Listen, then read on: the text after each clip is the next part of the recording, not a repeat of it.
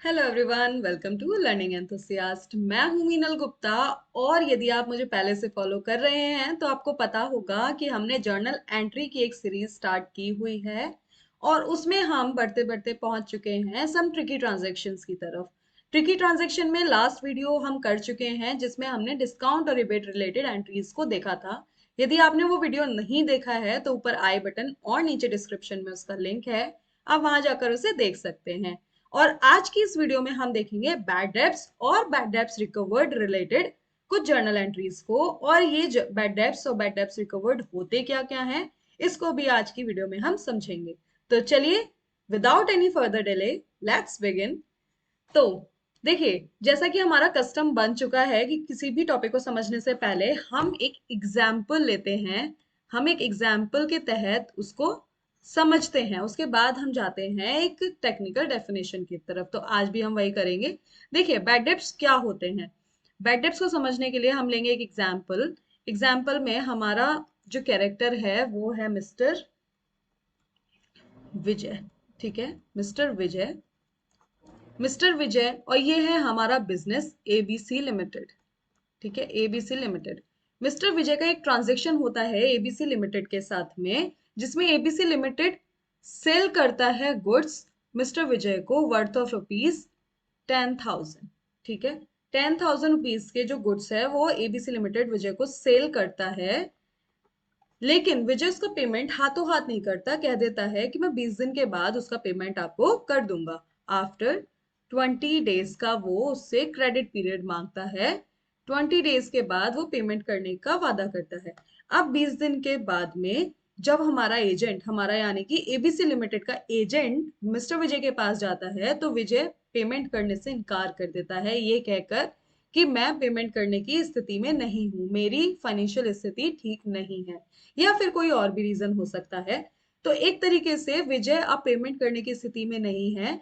ABC limited ने फिर भी कुछ दिन का इंतजार किया। कुछ दिन के बाद जब उसने अकाउंटिंग बुक्स में एंट्री करनी चाहिए तो उसने सोचा कि ठीक है, अब ये जो 10,000 रुपए हैं इनको हम मान लेते हैं हमारा पैसा एक तरीके से डूब गया। ठीक है, हमारे हमारा एक तरीके से क्या हो गया, लॉस हो गया, ये पैसा हमारे लिए बन गया है इरिकवरेबल। ठीक है, अब ये हम रिकवर नहीं कर सकते। ठीक है, क्योंकि मिस्टर विजय देने को तैयार नहीं है। हमने भी सारी जद्दोजहद कर ली है, हमें पेमेंट नहीं मिलेगा। तो ये जो इरिकवरेबल अमाउंट होता है, अकाउंटिंग लैंग्वेज में इस इरिकवरेबल अमाउंट को हम क्या बोलते हैं, इसे ही हम बोलते हैं बैड डेब्ट्स। बैड डेब्ट्स, ऐसे डेब्ट्स जो कि अब बैड यानी कि हमें नहीं मिलने वाले हैं, इरिकवरेबल हो गए हैं हमारे लिए। तो देखिए, जैसे हमने यहाँ पे देखा कि ये लॉस है। गोल्डन रूल्स ऑफ अकाउंटिंग में हमने क्या सीखा था कि जितने भी लॉस होते हैं उन सबको हम क्या कर देते हैं, डेबिट कर देते हैं। हमारे सारे लॉसेस और एक्सपेंसेस होते हैं डेबिट। तो यहाँ पे बैड डेब्ट्स हमारा लॉस है, इसलिए हम कर देते हैं डेबिट। तो क्या आपको नहीं लगता कि अगर हमारी जर्नल एंट्री बनती तो जर्नल एंट्री में हम सबसे पहले क्या लिखते, बैड डेब्ट्स अकाउंट डेबिट। ठीक है, सिंपल सी चीज है, ये लॉस होता है इसलिए हमने इसको डेबिट कर दिया। और क्रेडिट में हमें क्या लिखना चाहिए था, क्रेडिट में हमें लिखना चाहिए था मिस्टर विजय का नाम। क्यों मिस्टर विजय का नाम, क्योंकि मिस्टर विजय जो थे वो हमें पेमेंट करने वाले थे, वो हमारे लिए थे गिवर, देने वाले थे। पर्सनल अकाउंट में जो रूल होता है, credit the debit the receiver and credit the giver. तो यहाँ पे मिस्टर विजय हमारे लिए गिवर थे, तो ये होने चाहिए क्रेडिट। तो यहाँ पर हम सिंपल सिंपल लैंग्वेज में अगर यहाँ पर मिस्टर विजय को कर दें क्रेडिट, तो क्या कोई बात है।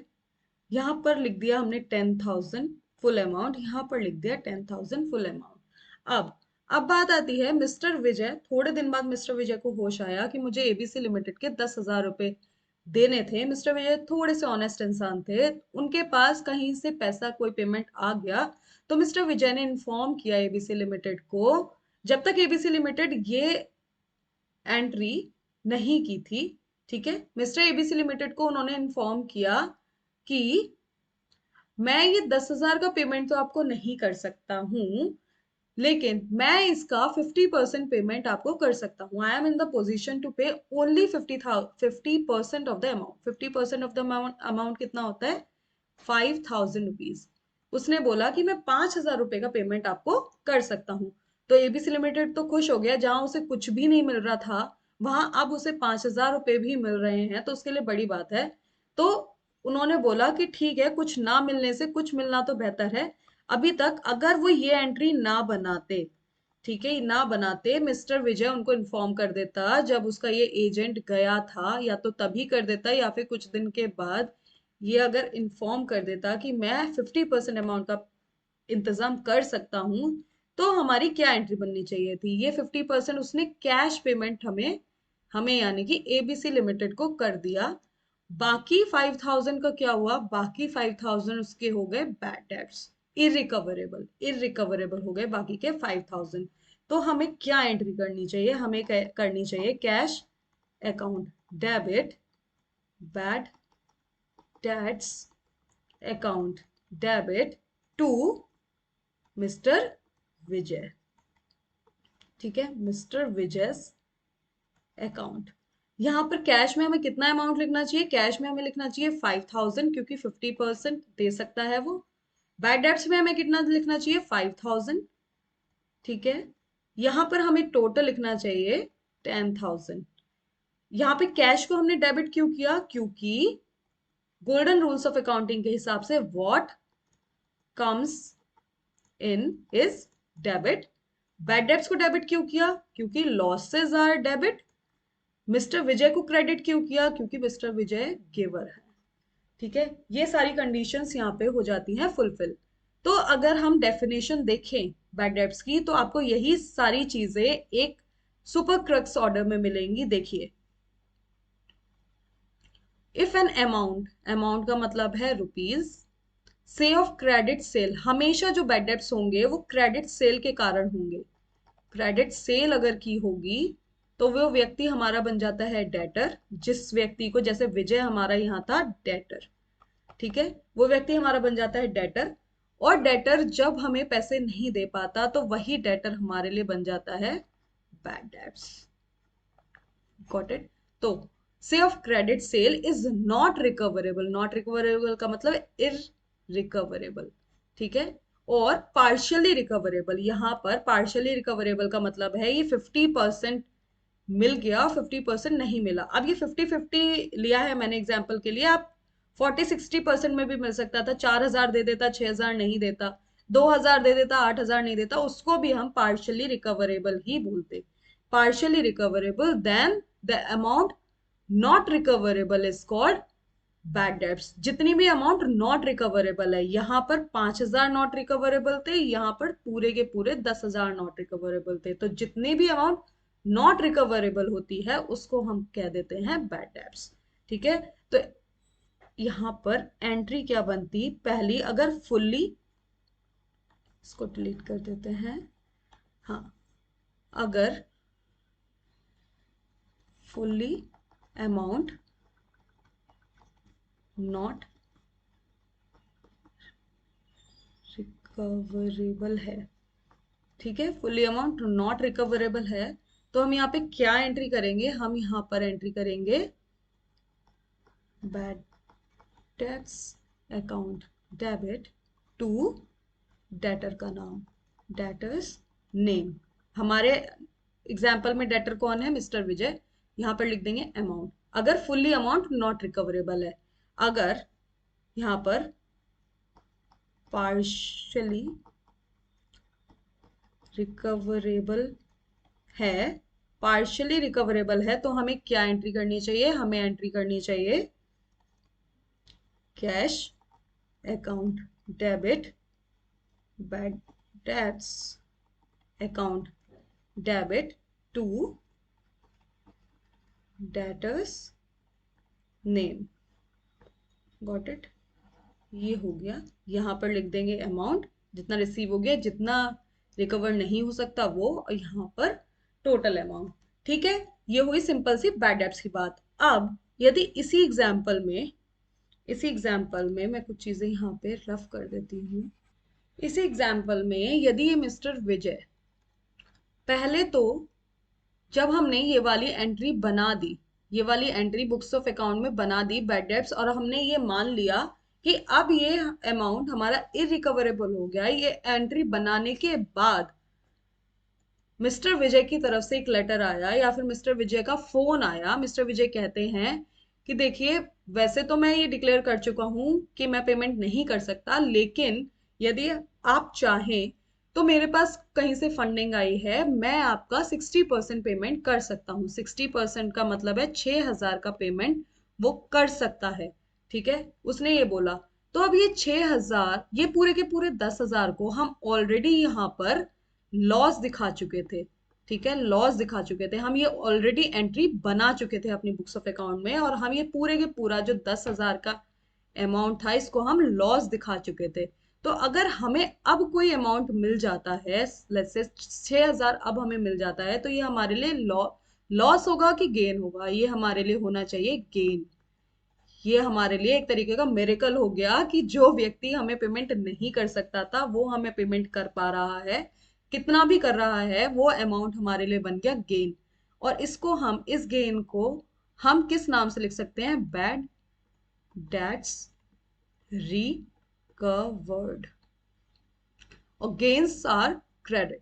जितने भी इनकम और गेन्स होते हैं सभी नॉमिनल अकाउंट के हिसाब से क्रेडिट होते हैं बुक्स ऑफ अकाउंट में।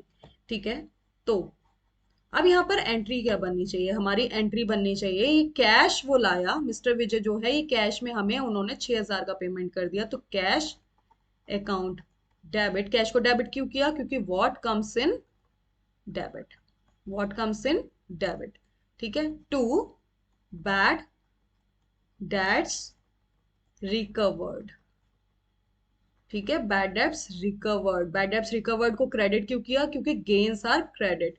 ये टेक्निकल टर्म हम यहाँ पे बैड डेब्ट्स के लिए यूज करते हैं। ठीक है, बैड डेब्ट्स के लिए हम क्या यूज करते हैं? हम बैड डेब्ट्स के लिए ये technical term bad debts recovered use करते हैं। और अमाउंट कितना आना चाहिए? यहाँ पे अमाउंट आ जाना चाहिए 6,000 यहाँ और 6,000 यहाँ। ठीक है, ये हो गई हमारी बैड डेब्ट्स रिकवर्ड। तो अब देखिए, डेफिनेशन देख लेते हैं कि बैड डेब्ट्स रिकवर्ड असल में होते क्या हैं। बैड डेब्ट्स रिकवर्ड, रिकवर्ड मतलब जो अमाउंट अभी तक नहीं मिलना था लेकिन फाइनली वो रिकवर हो गया, मिल गया। अ डेटर, डेटर मतलब मिस्टर विजय जिसको क्रेडिट सेल किया है अमाउंट, क्रेडिट सेल किया है 10,000 के अमाउंट का। Whose account was earlier written off, earlier written off का मतलब जिसका अकाउंट हमने क्लोज कर दिया था, मीन्स पहले हमने उसको सेल किया था तब विजय को डेबिट कर दिया था, अब जब बैड डेब्ट्स हो गया तो हमने विजय के अकाउंट को कर दिया था क्रेडिट। तो ये डेबिट से क्रेडिट कैंसिल आउट हो गया और एक तरीके से विजय का जो अमाउंट था वो हमारी बुक्स ऑफ अकाउंट में क्लोज हो गया, रिटर्न ऑफ हो गया। As bad debts may pay the amount in part or in full। देखिए, was earlier written as bad debts may pay the amount, वो पे कर सकता है अमाउंट इन फ्यूचर, या तो पूरा का पूरा, जैसे पूरा का पूरा 10,000 रुपए था विजय के ऊपर, अगर विजय को कहीं से अच्छी फंडिंग मिलती तो पूरे का पूरा 10,000 भी पे कर सकता था, लेकिन फिलहाल हमारे एग्जाम्पल में उसने पे किया 6,000, तो इसको हम बोलेंगे पार्शियल पेमेंट। ठीक है, इन पार्ट पार्शियल पेमेंट उसने किया, तो ये दोनों ही पेमेंट को हम क्या बोलते हैं? बैड डेट्स रिकवर्ड, और इन दोनों को ही हम मानते हैं गेन। ठीक है, जिसकी एंट्री हमने यहाँ पर देख ली थी, जर्नल एंट्री हमने देख ली थी, cash account debit to bad debts recovered. ठीक है, ये एंट्री हमारी बनती है। तो अब एक एग्जाम्पल देख लेते हैं, एग्जाम्पल करके हमें ये चीज और भी ज्यादा अच्छे से क्लियर हो जाएगी। देखिए, यहां पर हम बनाएंगे जर्नल एंट्री। ठीक है, जर्नल एंट्री पहली 1 को 1 2023 को हम पहली जर्नल एंट्री बनाते हैं। Good sold to Sonia ₹10,000। Good sale करने की क्या बनती है? क्योंकि उधार में बेचा है, Sonia, Sonia's account debit to sales account. कितना अमाउंट? 10,000 यहाँ, 10,000 यहाँ। यहाँ पे लिख देंगे नरेशन क्लोज। दूसरी एंट्री है हमारी 20 को, good sold to Sohan. Sohan की भी सेम एंट्री बनेगी, Sohan's account debit to sales account. कितना अमाउंट? 20,000 यहाँ, 20,000 यहाँ। ठीक है। तीसरी एंट्री हमारी ₹10,000 due to Sonia are irrecoverable. Irrecoverable का मतलब है ये हो गए बैड डेब्ट्स। ठीक है। अब यहाँ पे 15 फरवरी को हम बनाएंगे बैड डेब्ट्स की एंट्री। 15 फैब 23 को हम बनाएंगे बैड डेब्ट्स की एंट्री। बैड डेब्ट्स होते हैं debit, bad debts account debit to Sonia, Sonia's account. कितना? 10,000, 10,000 पूरा का पूरा इरिकवरेबल हो गया।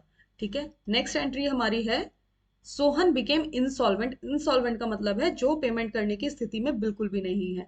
एंड ओनली 60 पैसे इन अ रुपी कैन बी रिकवर्ड। 60 पैसे का मतलब है पार्शियल पेमेंट। 20,000 का टोटल पेमेंट था, 20,000 का, उसका 60% वो पे कर सकता है, यानी कि 12,000 रुपए वो पे कर सकता है। 8,000 रुपए बैड डेब्ट्स हो गया, 12,000 रुपए हो गया कैश, यानी कि पे कर सकता है। तो हमें इसकी एंट्री 18 फरवरी को क्या बनानी चाहिए?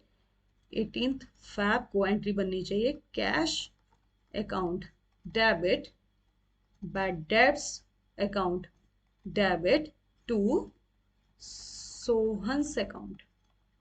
ठीक है। बी अमाउंट रिकवर्ड 60%, मतलब 12,000 रिकवर हो गया, कैश आ गया, 8,000 बैड डेब्ट्स हो गए, टोटल हमारा आ गया 20,000। नाउ नेक्स्ट एंट्री हमारी है received cash for bad debts return of.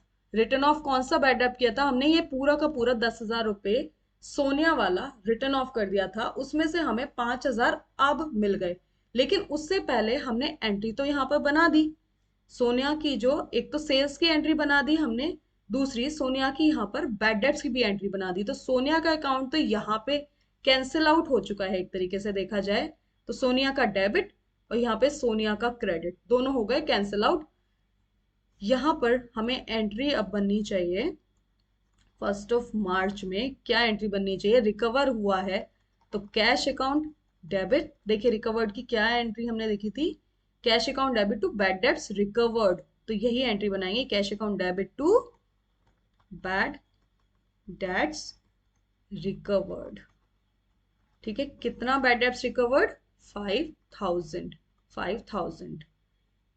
यहाँ पर हमने बैड डेब्ट्स रिकवर्ड को क्रेडिट क्यों किया? क्योंकि ये हमारा है गेन यहाँ पर, क्योंकि ऑलरेडी सोनिया का अकाउंट हम कैंसिल आउट कर चुके हैं, उसके बाद पेमेंट मिला है, तो ये हमारे लिए हो गया गेन।